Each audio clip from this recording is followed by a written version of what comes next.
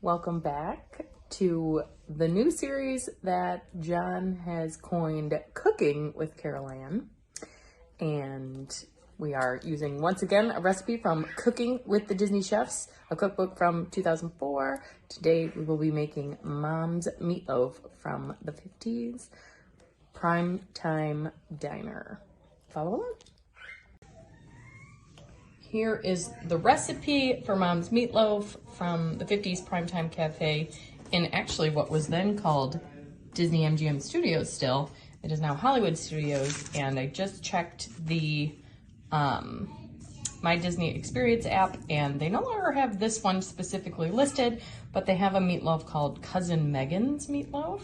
So I wonder if it's similar.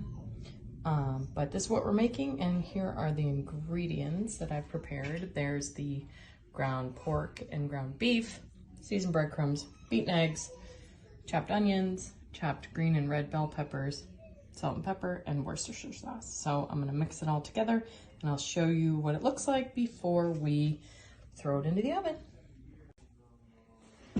Here is our all mixed together meatloaf in just, a standard loaf pan. The recipe actually has you make two, so I forgot to mention it earlier. I just halved the recipe, so I could just have one meatloaf for my family. No need to have two. It would have been too much food.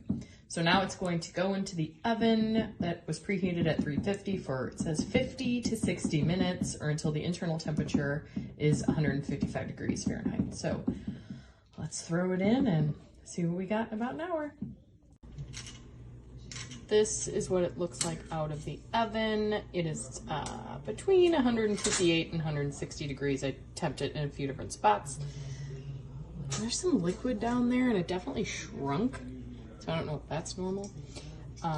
While that was cooking, I made the ketchup, brown sugar, and Dijon mustard for the glaze, and then I will put it on and throw it back in the oven for 10 more minutes. It's done. Cut it up and take a bite, and I'll let you know how it tastes. This is the portion I cut a fourth of that loaf, which I guess is the serving size. So this is what it looks like on the inside. A little bit of steam still coming off the top, and I'm gonna grab a fork and give it a taste.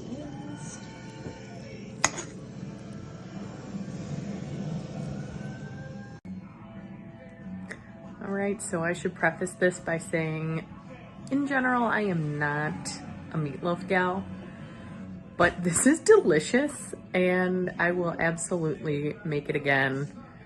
I will make it the exact same way. It was awesome. Super moist.